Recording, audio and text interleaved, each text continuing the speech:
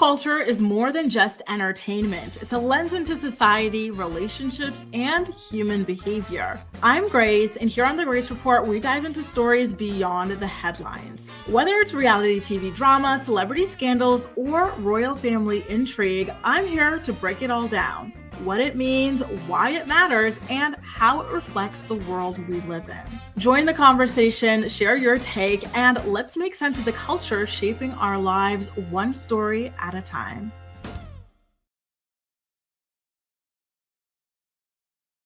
Oh, TGIF, everybody. Happy Friday, and thank you so much for being here. This is the second episode now of the Morning Report. The first time that we do completely live. Yesterday, I was live in the chat with you guys, but not live speaking. But here I am, live, and it feels so cool.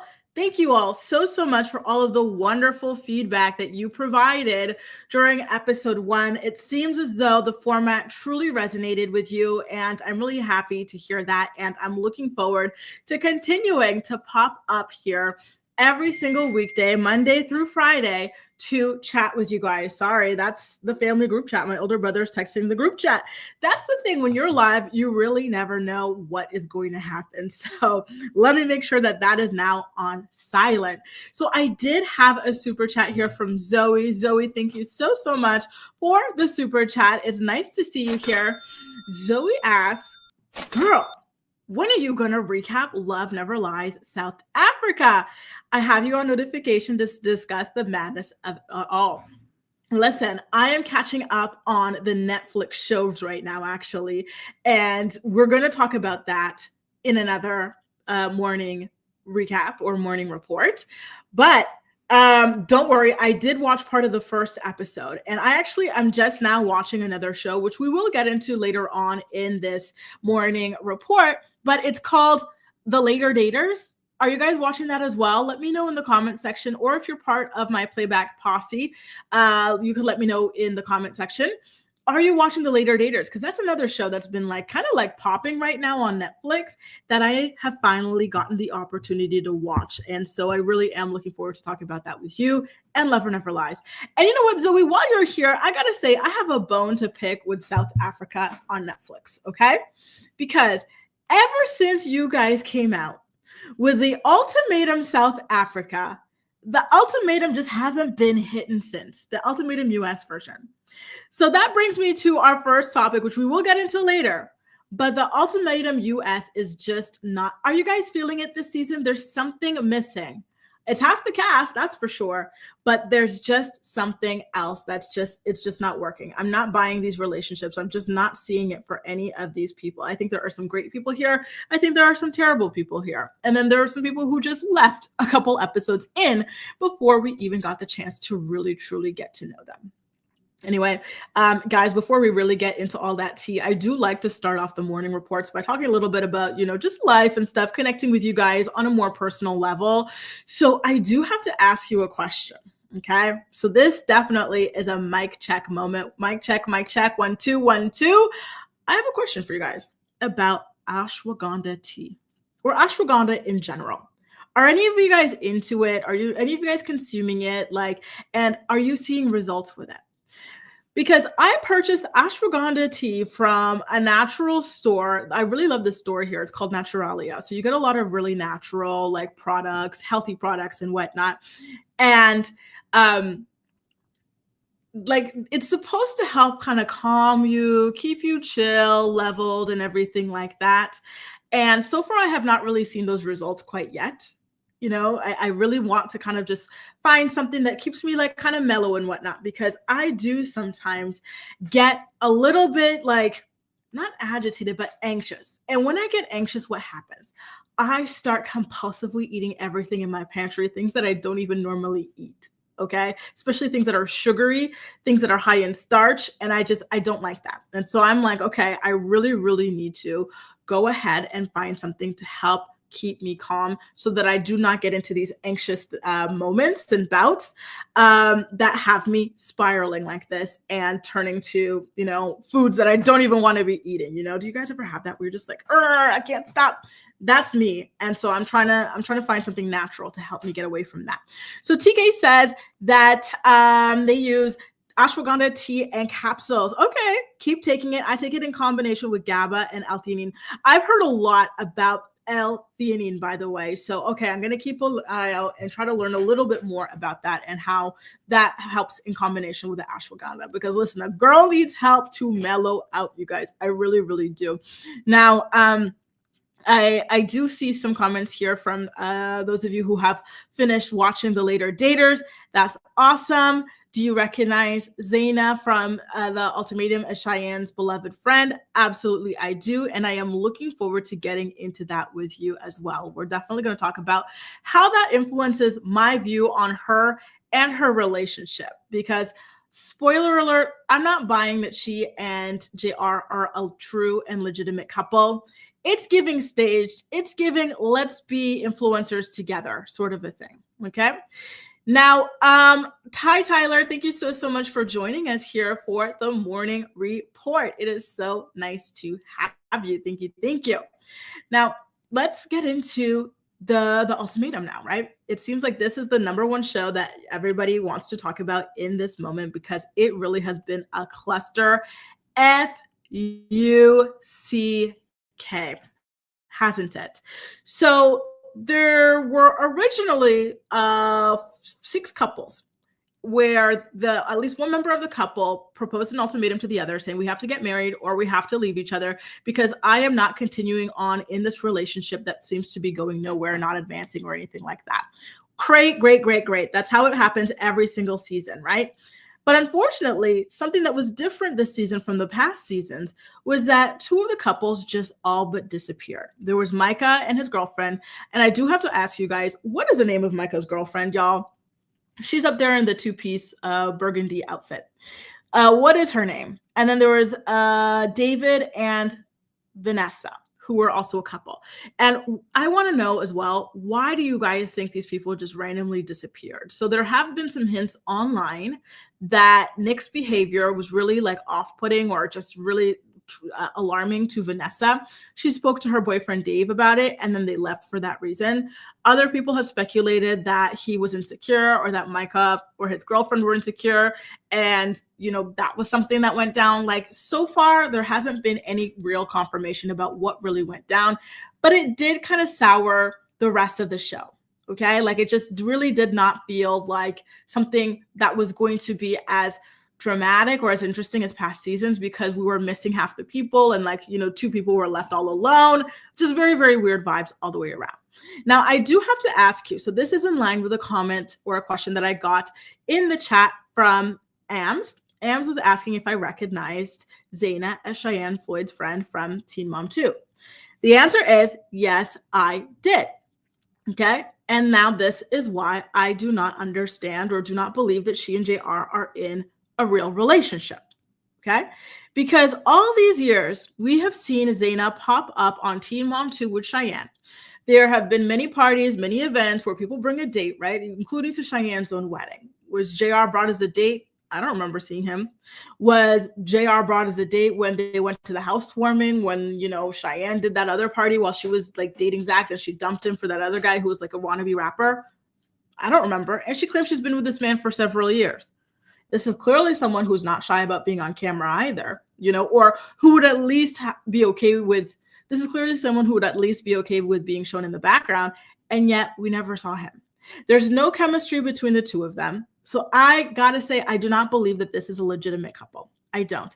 Here's what I think happened between them. I think that, and because yesterday I was looking through Zaina's Instagram profile, I think that she wants to be a fitness influencer. You know how on Love is Blind, we had Raven, the fitness influencer? I think she wants to be Zaina, the fitness influencer for the Ultimatum. And I know that JR is really into fitness as well. And he posts a lot about fitness and whatnot. And he might want to be a fitness influencer as well. So here's what I guess. It's just a hypothesis. based on the lack of chemistry between these two people. I think they met at the gym and then they decided to go ahead. Maybe they hooked up once, maybe they hooked up twice. Maybe it was the full thing, maybe it was just the tip. I don't know. But I think that they had kind of like a little flingy fling thing going. And they knew that they were not meant for each other. But they decided to go ahead and pull the wool over our eyes by staging this fake relationship on the Ultimatum. Zaina already knew that she would be casted because she was already like TV adjacent through her regular appearing roles on Teen Mom Next Chapter, and she needed someone to come along with her. And so she chose to have JR as her guy. But that guy, he couldn't even pretend, or like, he really could not even sell the relationship at all based on the way he was acting with Sandy. Like he has never, like he was single. He just like had not touched a woman in 30 years or something. It was not adding up. By the way, I do want to thank Clara and Shai for letting me know that the mystery girl's name is Chanel. So her name is Chanel, the one in the brown two-piece up there. Her name is Chanel. I don't know why I forgot her name. Well, I do know why. It's because she never really said much of anything, and she disappeared a couple episodes in. So I do want to know, you guys, this is a mic check for sure. So feel free to let me know in the chat, or if you are part of my playback posse, feel free to let me know in the comments. But do you believe that JR and Zaina are a real couple, or do you think that they're pulling the wool over our eyes?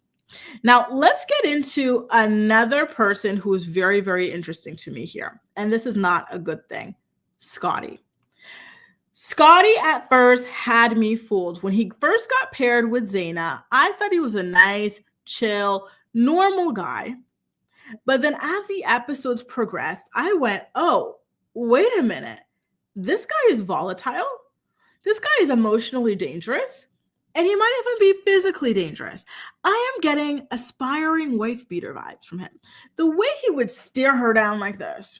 Here's my thing. I cannot stand men who will never buck up to another man because they're all scrawny and this and that. And they know that the next man would break their jaw, so they don't try it with them.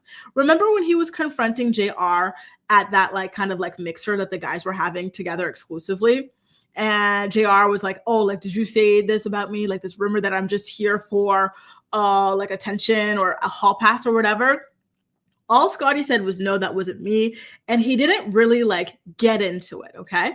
But when he gets back home to Zaina, a woman, what happens?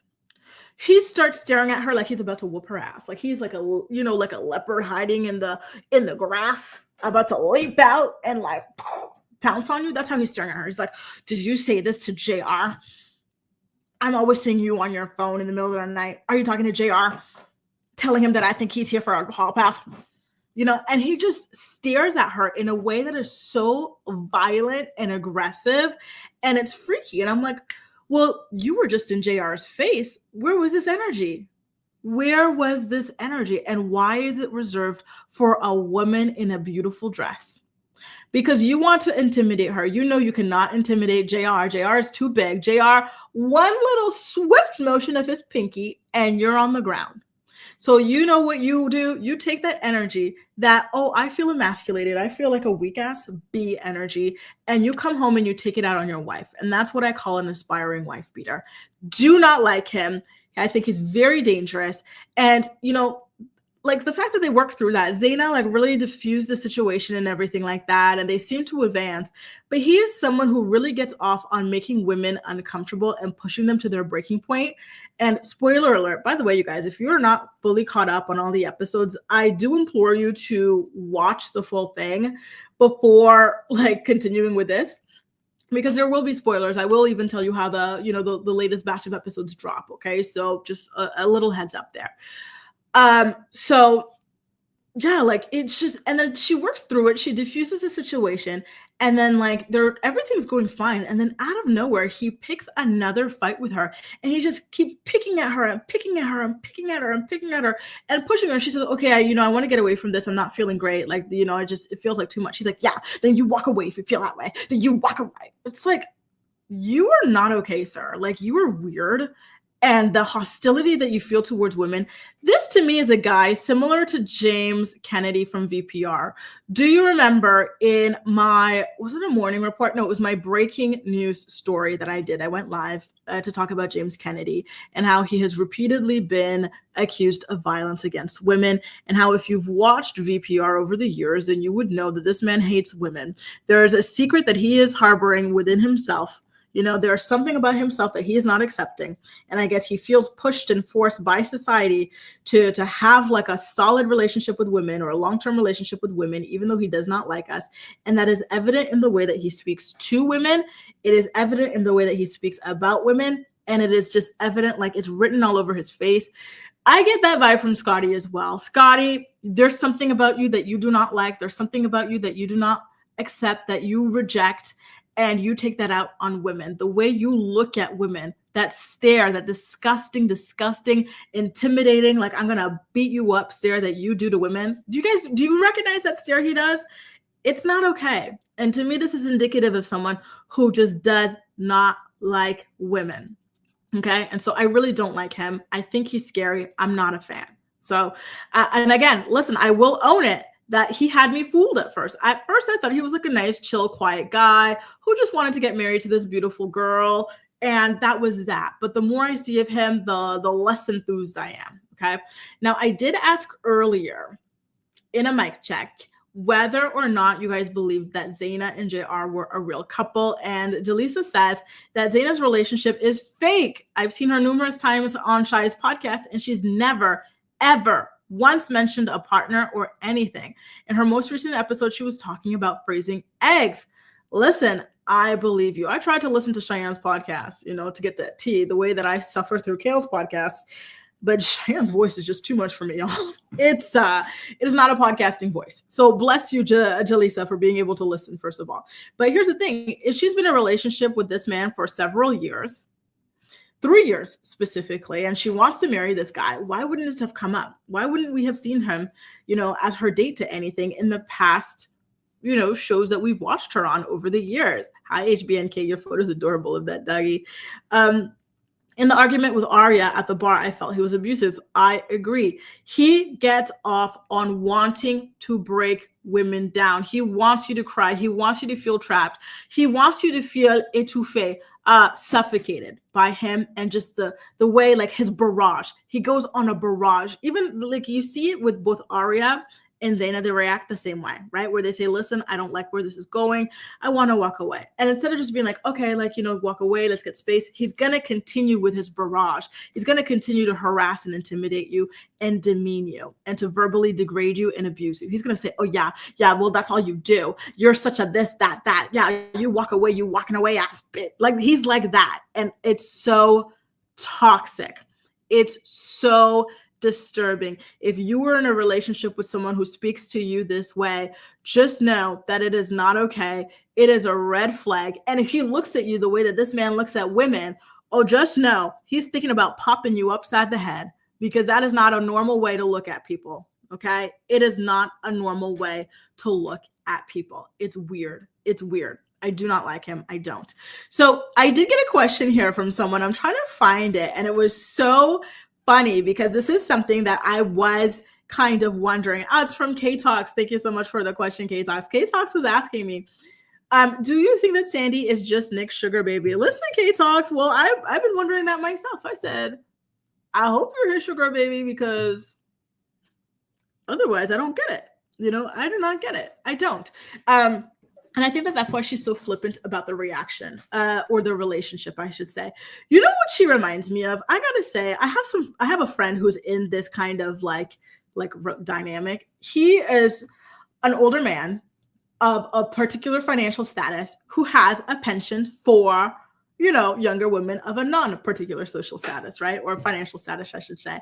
And so he gets into relationships with them, and they are true, real relationships, but it's low-key a sugar daddy relationship too at the same time, because, them bills is getting paid. So I think that it might be one of those where it's like, like a younger girl wants a serious relationship with a guy who's older, but not too old that he could be her grandpa or anything like that, who will just like cover her bills and whatnot. So I do think that there is a little bit of that going on there. But listen, for her sake, I hope that that's what it is, to be honest with you, because I think he's far too old for her. And I do not see it, for them as a couple, to be honest with you. I don't. And I'm with you, K baby. I totally am.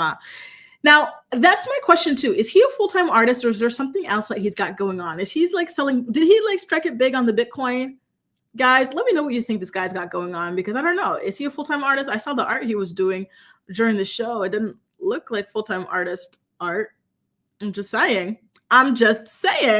But listen, stranger things have happened. Didn't a literal just plain banana duct taped to a wall, sell for millions of dollars?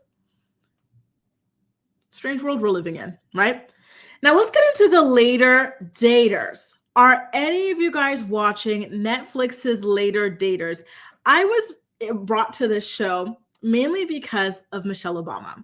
So she is an executive producer on the show. And I said, how interesting is it that the former first lady is producing content for Netflix? Let me see what this is all about. I feel like it's going to be a step above your typical reality show, there's Zeus, then there's Tubi, then there's VH1, then there's WeTV, then there's, and it just keeps going up and up and up. So I feel like she would be a little bit higher up in there. And so I'm really looking forward. And then of course there are older people. And I don't know why, but I'm so fascinated by the love lives of older people. That's why one of my favorite shows, if not my favorite show right now, is L'amour est dans le pré. It's a show I watch here in France about old farmers trying to find love, but they're having a hard time because they live out in these rural places, and they need to import people from all over the country to be with them, and I think it's really cool to see what it's like. Can I ask you guys, if you're single and you're 30 plus, do you sometimes look at these things and go, oh my God, this could be me in the future? I really got to get it together type thing. I don't know. Because there was this one girl, she went on a date with a guy. She was a beautiful girl. She was in great shape. She was stylish and everything. And she was pushing 60, and she has never been married and no nothing. And I'm like, damn girl, what happened?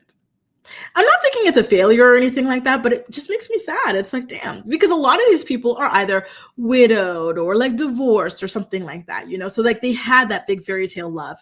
But then when you see someone who's pushing 60 and they had none of that, you're kind of like, what happened? It makes me sad, and it makes me scared, it makes me scared. I will admit. Okay. Now, I do have to say that the unfiltered nature that the show kicked off on between Suzanne and Frank, something about it reminded me of the unfiltered authenticity of dating on this Love on the Spectrum, another show I truly love and adore. Suzanne, she just reminded me of Tanner with that big megawatt smile and just pure honesty and stuff like that. And then Frank, he seemed adorable too, but there was something that made me kind of root for her, which was that the guy really wanted to get with her and everything like that. But here's the thing, she's in her 60s. She's done raising her kids. She doesn't want to deal with kids anymore, which is fair enough, right? But that guy, because he was oh, Mr. Cool. I don't want to date women my age. I want to get with younger women. Now he, as a man, in this age bracket in the 60s, has young kids, a minor child and stuff. She's yeah, well, listen, you like those young ladies. Let's see if they still like you now. Go back to them. Leave me alone. I'm done with my kids. I'm not raising any little kids. And I said, you know what? Good for you, girl. Good for you. I thought that was really badass on her part. There was this guy, though, who was so freaking creepy. And I'm sure you guys know who I'm going to mention. There's a beautiful girl, she's in her 60s, and you would not even know she was 62, right? She looks much younger. She goes on a date with this guy who looks old enough to be her father. And he's actually younger than she is by a year or two.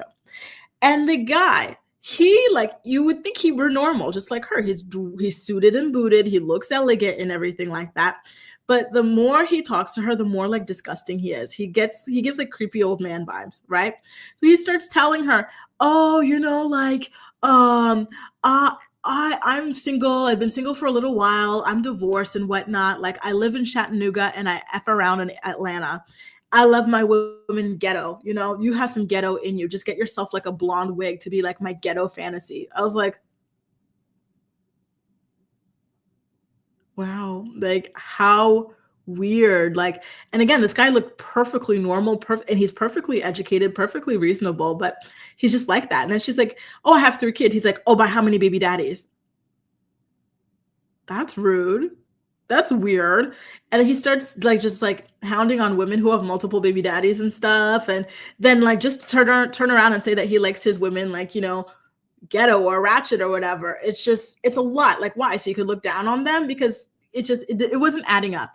And then at a certain point, she decides to go to the restroom, and she's wearing a beautiful dress. She's got a beautiful body, to call her Uber. And what happens?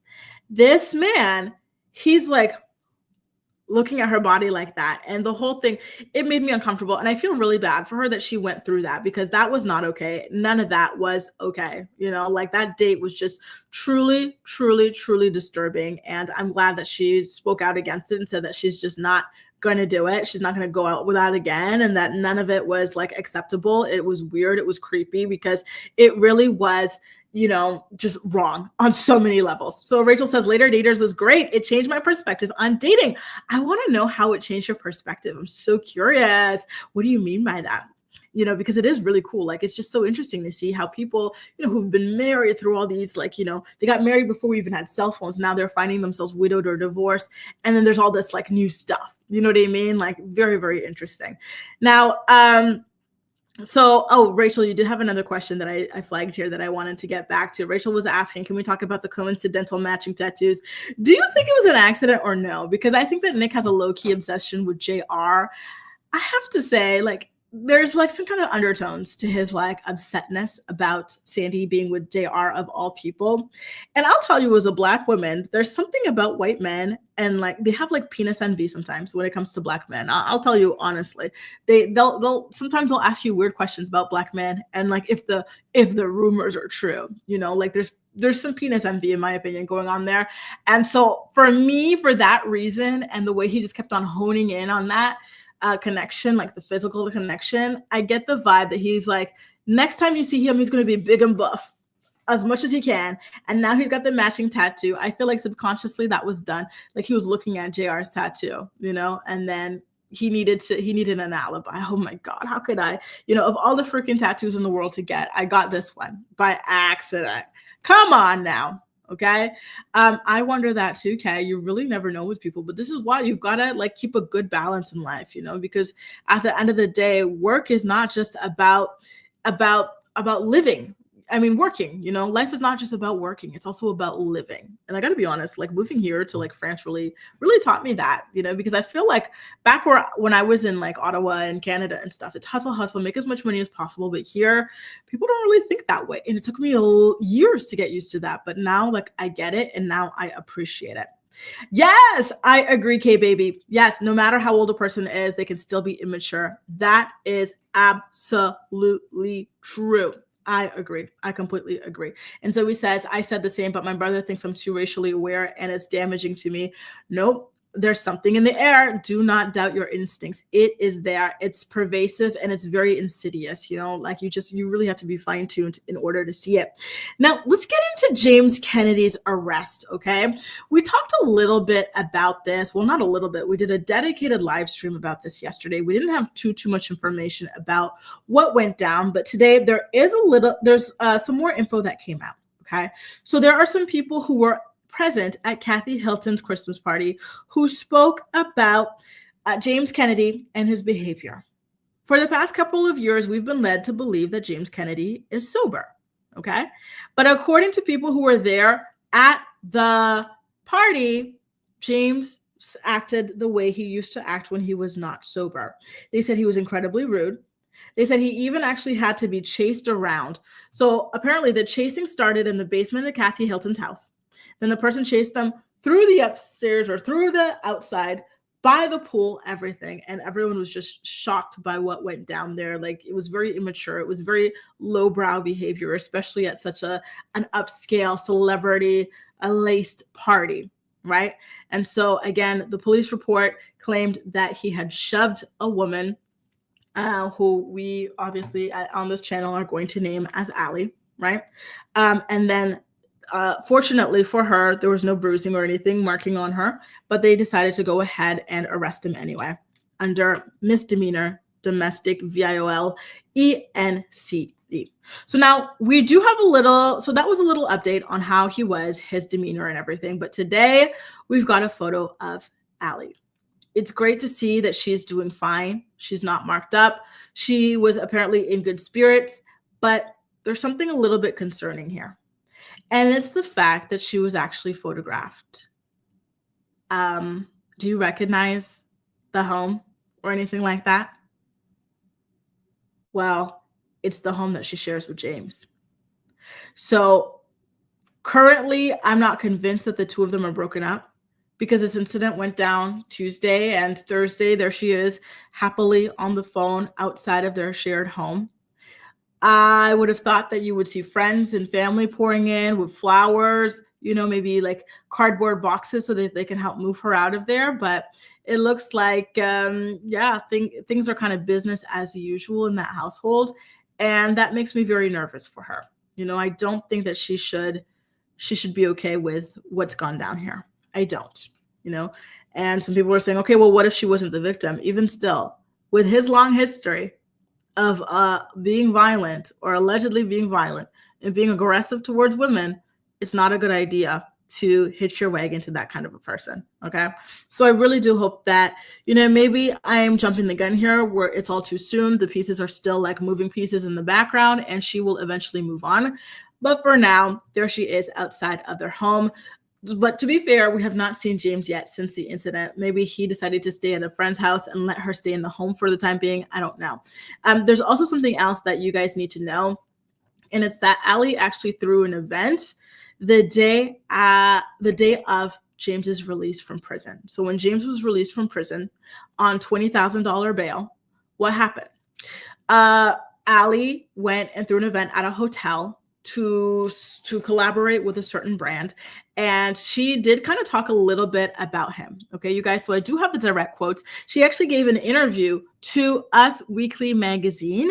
And she talked about how he reacted to being dropped from Vanderpump Rules for the reboot. She said that it was a huge shock for him. And quote, I do feel like we can now just live our lives and not be worried about, oh, what's our storyline going to be like? What drama do we have to share? That isn't healthy. And I feel like we're both just trying to enter this new era of our life in clear-mindedness. And I'm obviously into spirituality and health. So I feel like this is the right time. She says that, she said nothing but good things about their relationship to the reporter and that they are looking forward to not having cameras on them 24/7. Okay. So, so far, listen, maybe she had a good poker face. Maybe she was just saying that for the time being. I don't know. While she's kind of like slowly planning her escape, I don't know. Maybe it was safest for her to pretend that they're still in a relationship. Maybe she didn't want this. She didn't know that this would come out. The arrest would come out, and she wanted to keep it under wraps. I don't know, but I'm just telling you all that I know about the situation for now. Okay. So yesterday, while we were here, I was saying that I was curious whether or not his ex-girlfriends would speak out because Kristen and Raquel have already gone on the record to say that James is a dangerous person. He's a violent person and he's a volatile person, right? You can go ahead and watch the live I did on James and all those allegations if you want the rundown on them. But Rachel did speak out via her lawyers, Matt Garagos and Brian Friedman, saying, and I quote, "This news is unfortunately not surprising. Rachel's lawsuit describes in significant detail Mr. Kennedy's long history of erratic, violent behavior and substance abuse." His other ex-girlfriend, Kristen Dowdy, also spoke out. Mind you, right now, there is a chapter of Kristen's book going viral in which she spoke about her relationship with James and how James used to just speak so poorly to her and make her feel, just terrible about herself and, really just bashed her self-esteem and everything about her, smashed everything in her house and whatnot. So definitely, go ahead, check out TikTok, search Kristen Dowdy book, James Kennedy, and you will surely find the video. Okay. So she too has spoken out. She shared a screenshot of the TMZ article talking about James being arrested for DV with a caption that simply says, in all caps, "Finally." Listen, short and sweet. Sometimes you have to keep it short and sweet, especially when it comes to someone like that. Okay, you guys. Next up, we do have to talk about David Eason. So David Eason, the disgraced 10-pound dog killer, a estranged husband of also disgraced Teen Mom star Janelle Evans, is currently wearing an ankle monitor. And let me tell you why he's wearing an ankle monitor. He thought it would be a great idea to gather up his new girlfriend and his girlfriend's friends to go to the home that Janelle and he owned together that he was asked to not go anywhere near in the divorce, and try to gather all of his belongings. And, he actually called the police for an escort there. And the police did gladly escort him. And the police got on the ring hand and paged Janelle to let her know what was going down. Janelle was like, well, he's not supposed to be there. We've got a bed and board order, meaning it's a restraining order. He's not supposed to be on the property. And so she filed charges. He was trying his typical stall tactic of continuing the case. And the judge said, okay, we'll continue it through to the end of January. But until then, you are going to wear an ankle monitor. A source told In Touch magazine, quote, the court date was in regards to him going to Janelle's property and trying to take all of her motorcycles, trespassing and breaking the no contact order. David asked for a continuance to get a public defender, but the judge was so mad at him that the judge ordered him to stay behind and ordered an ankle monitor so he can be on GPS. The decision was ruled so Janelle can know that he is 3 miles from her property and 3 miles from anywhere that she's at. So he's now wearing an ankle monitor. The next court date is January 28th. Janelle did speak out on the situation, telling the outlet that she's happy that the judge did what was right to keep my family and I safe. I imagine that this man is so agitated about having to wear that ankle monitor. And the fact that he has to wear it through Christmas, through New Year's, all the way up until the end of January, chef's kiss. It's exactly what he deserves. This man is a menace. And I really hate that, he's even a free man out there. So I do want to go back into some of the comments that you guys have been leaving in the chat. So, per usual, thank you guys so much for being here in the chat for the morning report. It is really incredible to be able to interact with you in real time. Okay. So we've got some comments here from some beach. Hope Kale really thought that through before harming what was left of her program. Grace, I'm so upset. Well, what happened? Oh, the Gypsy Rose thing. Okay, yes. I saw the clip and I was actually looking to see the episode if it dropped fully on Barely Famous. It's not yet out, so I am going to wait and see what exactly it is that is said on the podcast. And, just FYI, Sun Beach, but I'm going to be recapping Gypsy Rose's book as well. So I've been looking at the documentaries on Gypsy Rose, watching the Becca Scoops videos as well. And so now I'm going to compare it to what it is that she has to say about herself in her memoir. So stay tuned for that. Zoe says, we should do a think piece on why South African reality shows are more entertaining than US at the moment. My belief is South Africa is shameless and don't care about image, which is production goldmine, while US has become image aware and sensitive. And by the way, I forgot to play the sound effect. So thank you so much for their super chat. I think it's a great question, right? Like that is the thing that now people in the US, they are a lot more image conscious than they were in the past.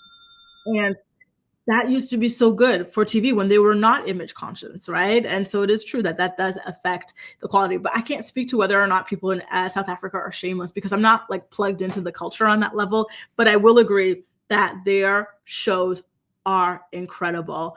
The Ultimatum South Africa was better than all the other ones, And I will say, though, that the French are pretty good, too. Hi, Lynn. Thank you so much for tuning in all the way from Australia. It is so nice to have you here. And Jaleesa says, do you know the podcaster Jamie Lynn? She mentioned how production and the cast have known about his abusive actions for a while. No, I had no idea, but it looks like I've got some digging to do. So thank you so much. And I agree with Kathy that none of the guys from VPR have grown in a positive way. But here's the thing. They've been enabled for so long, they've never had to. And who was the head enabler there? None other than LVP. Oh, Tom and Tom, you're trash. You lie to, you manipulate, you gaslight women. Here's a restaurant for you. Jax, you do XYZ. Here's another boost for you. She loved that the men would flirt with her and stuff. I call her a geriatric pick-me for a reason, y'all. And it's no hate to her, but like she's a pick-me for sure. She never, listen, with the exception of Katie, and I will tell you that it was very obvious that she loved and adored Katie, but she never gave the women the same opportunities that she gave the men. She never coddled them the way that she coddled the men. And I can't stand that, to be honest with you. Now, I do have a hip hop story for you guys. This is not really something I do all that often on my channel, but listen, the story about Jay-Z and his son is really crazy. It feels like he has been out here campaigning for a DNA test forever, and Jay-Z has been dodging it at every turn. Now, I do have a question for you guys. Mic check 1 2 1 2. Do you think that Jay-Z could be this man's father? I personally am in the middle on this. Here's my take.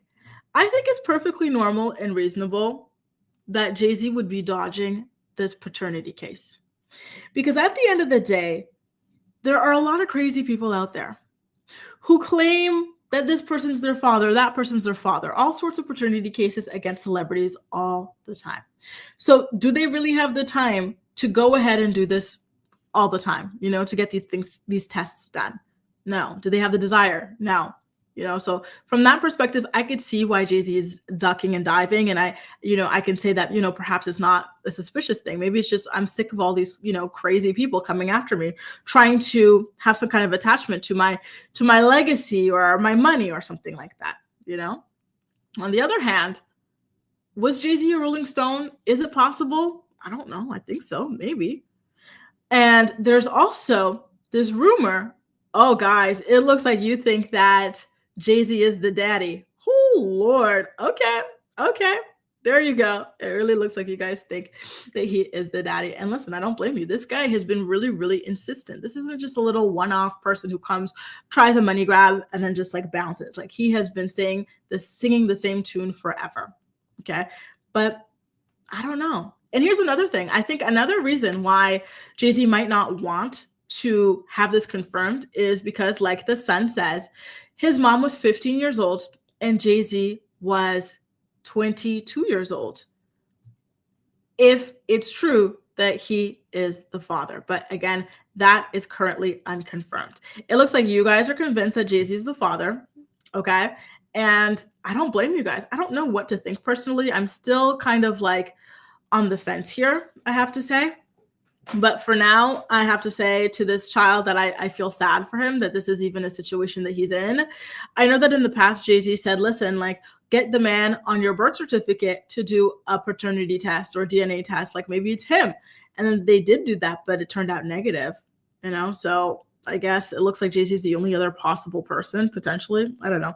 But it's really sad and messy. Listen, guys, wrap it up. Don't be out here raw dogging it with just anybody. You don't want these kinds of headaches, and you don't want the diseases that come with, behaving like that either. Okay? So be careful out in these streets. Now, listen, right now, we can't really talk about Jay-Z without talking about Beyonce. I have to say, you guys, right? And in the vein of wanting to talk about things beyond the headlines, I have been very disappointed with the way in which people have been consistently dragging Beyonce into Jay-Z's mess. Okay. Yes, there was an accuser who came out and alleged that Jay-Z did some terrible things to her when she was 13 years old, right? Yet for some reason, I keep hearing Beyonce. Beyonce has always been a very charitable person. We know that, right? She even launched the Be Good Foundation. She did a lot of things for the various hurricanes across the US. She's always been very involved with HBCUs, Houston, etc. So now there's a story that came out yesterday about how she donated money to a Houston university. Par for the course. This is Beyonce, right? But because of the situation with Jay-Z, what do these journalists do now? Or reporters or whatever. They come and say, oh, she donated to a university. Oh, it's the alma mater of the lawyer suing Jay-Z, Tony Busby. Oh, this must be her trying to bribe or pay off. Let's use our brains, you guys. If Jay-Z is facing a civil lawsuit and he needs to be bribed, he needs to bribe people to get off, wouldn't he be the one doing the bribing? Why would Beyonce be doing it? And if Beyonce has consistently been financially supporting HBCUs, universities, etc. And we've never had any problem with it. We've never claimed that she was doing it for bribes or anything like that. Why all of a sudden, now that like something's going on with her husband, who is a completely different entity than her, why are we trying to rope her into it? You know, and this is always something that happens whenever a man gets busted doing something. We always have to try and find a way to drag the woman into it. And I cannot stand it. I think it's sad, it's weird, it's toxic, and I think it's a byproduct of our misogynistic society. You know, that she's not the first one. There have been so many other cases in which a man has done something and then people start going in on the women, you know, and I don't get it. I really, truly do not, you know. So listen, the Jay-Z stuff, the allegations are shocking and disturbing.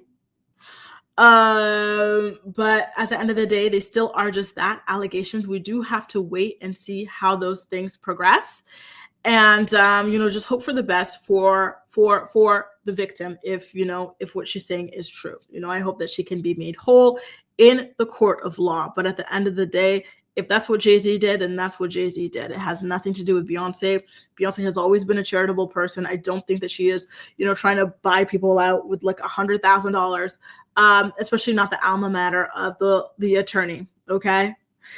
Anyway, you guys, let's move on to our next story. Oh, by the way, I did want to point out to K-Baby's comment about a lot of women saying that they hooked up with Jay-Z. See, this is the thing, y'all. And this is why I had that little rant in yesterday's episode. Ladies, what is wrong with us? Why are we throwing coochie away to like these men that are not even pleasant to look at? Can we stop doing that? Can we stop? Like, how often do you see men doing this? Well, actually, never mind. They be throwing it away to just anybody too. Never mind. Carry on then, girls. Carry on. I spoke too soon. Listen, now we have to get into another story that I have to warn you is a little heavy. And I don't know if you're on TikTok or not. So if you're on TikTok or, you know, YouTube Shorts or anything like that, then you would have potentially seen this story. Okay. It is about this influencer, Nurse Hannah, otherwise known as Hannah Hyatt. Are you familiar with her? Because if not, I do have to warn you that it's a very, very like sad story. So Nurse Hannah slash Hannah Hyatt has 2 children. And there's a situation going on with one of them, her son, that looks like she might potentially be the next Ruby Frank. It makes me mad. This story makes me mad. And I went and I looked at these videos before I got on here to speak with you guys, because I really wanted to make sure that I was up to date on everything that like people are accusing her of. So let me tell you how I even stumbled upon her. Listen, I do not have kids. I do not have a big interest in having kids right now. So that's why I'm not on Mom Talk. Okay. But there was this video that stumbled upon my feed where this woman is like, she puts her hand in her kid's face like this to see if the kid flinches. And then the kid doesn't flinch. And then she wrote something about, see, it's not normal for your kid to flinch when you approach them. Right. And so I said, oh, that's weird. And then the hashtags were like Nurse Hannah, blah, blah, blah. And then all the comments are about Nurse Hannah and her kid flinching. And I said, now, first of all, why is your kid flinching when you approach your kid? Second of all, why are you posting a video of your kid flinching while you approach them? Like, are you okay? That's weird. So I go and I search and I see, sure enough, the video of the husband, you know, approaching the grocery cart with the child, and the child is like this. And I go, oh God, that's not good. And then I am just going down the rabbit hole of Nurse Hannah's videos, and they just get sadder and sadder. There's one where they were doing the jack-o'-lantern thing, and then they cut open the pumpkin, and the kid is very obviously afraid of, like, you know, all the goo and the seeds and stuff dripping from the pumpkin, and they keep going to his face to scare him. He's on a kitchen island. He could like fall off that island, you know, in fear. Like, it was very dangerous. Then I saw another one where the kid is hiding behind an oven because it's like they're chasing him and he's scared. I thought, oh God, that's not good either. Then the food ones are the ones that made me the saddest.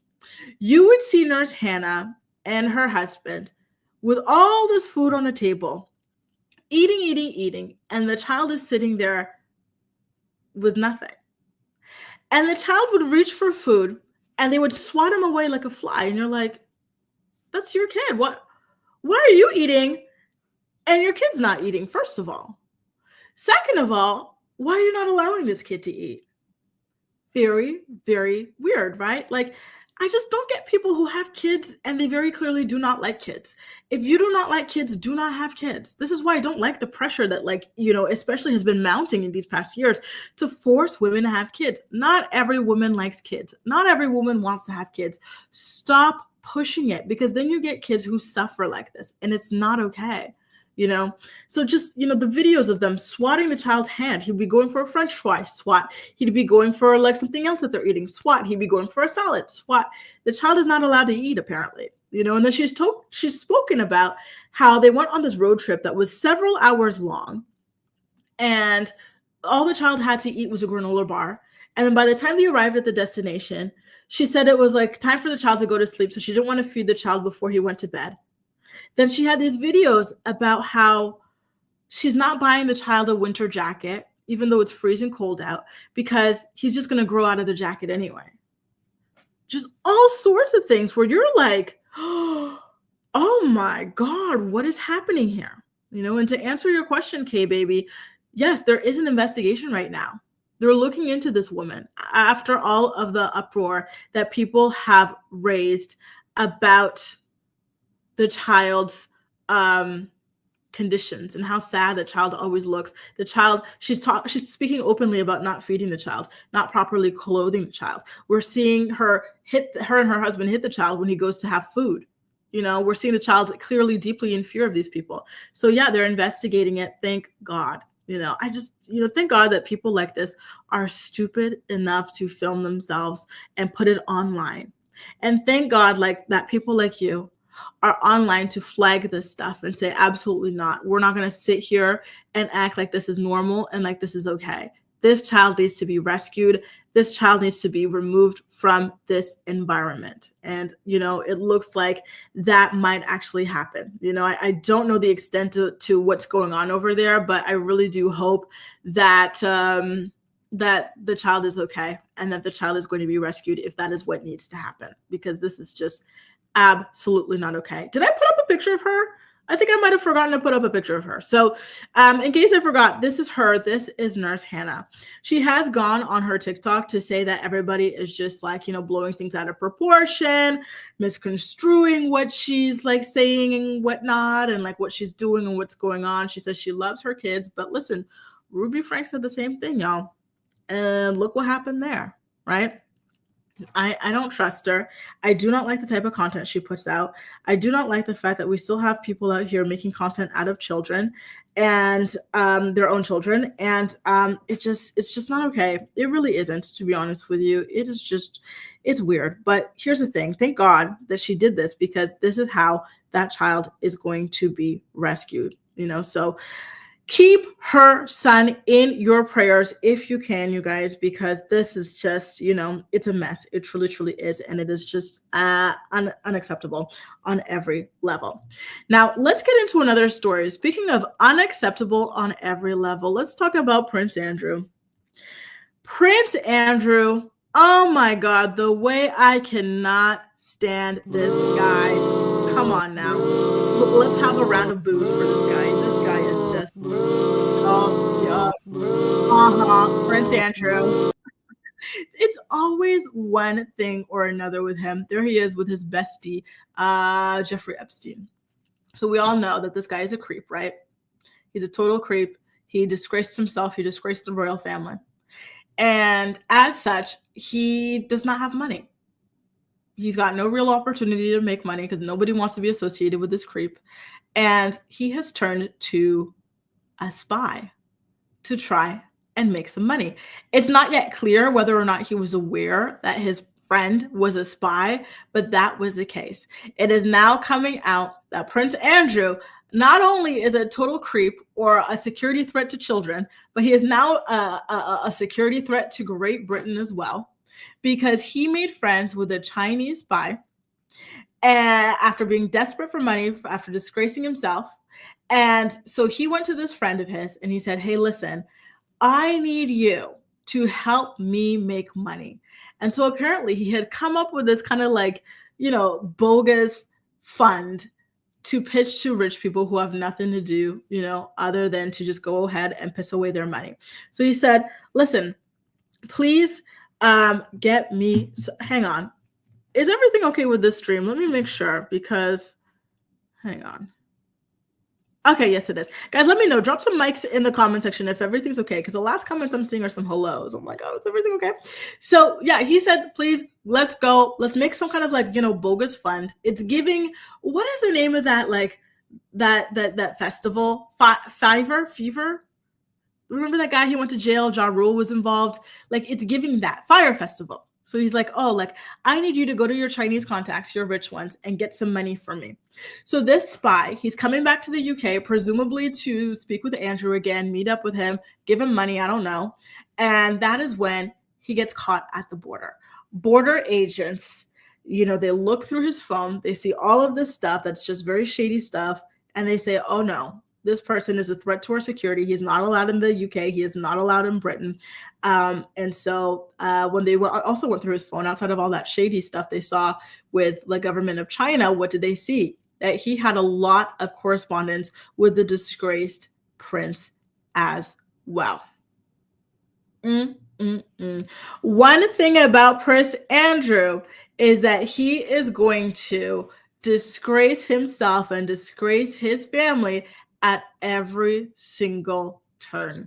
Thank you guys so much for letting me know that everything is a-okay with the audio. I had just pulled it up on my phone, like, is everything okay, y'all? Yeah. What do you guys feel about Prince Andrew? Like, he is just a mess. He truly is. Listen, these last 3 stories have been rather heavy, rather sad. So I do want to end this morning report on a happier, more positive note. Okay. So some data was released about the top searches of Canadians this year, 2024. And I definitely, I saw the info and I said, listen, I think that this is something that could be fun with my audience to go ahead and talk about and to share and to end on this note. Okay. So let's talk about the musicians. Who are the top 10 musicians that Canadians search for this year? I have to ask you, who do you think is number 1? Go ahead and let me know in the chat who you think is the top musician that Canadians were searching for. My people, shout out to Canada. There's a list. Number 1 was Usher, which is really surprising to me. I'm like, Usher in Canada, that's interesting. Number 2 was Kendrick Lamar. Doesn't surprise me because he had an amazing year. And I guess, listen, Usher, he had the Super Bowl too, so that's great. Number 3 was Justin Timberlake, perhaps due to the arrest. Number 3 was Tate McRae. This is a name I see all the time, but I don't know who it is.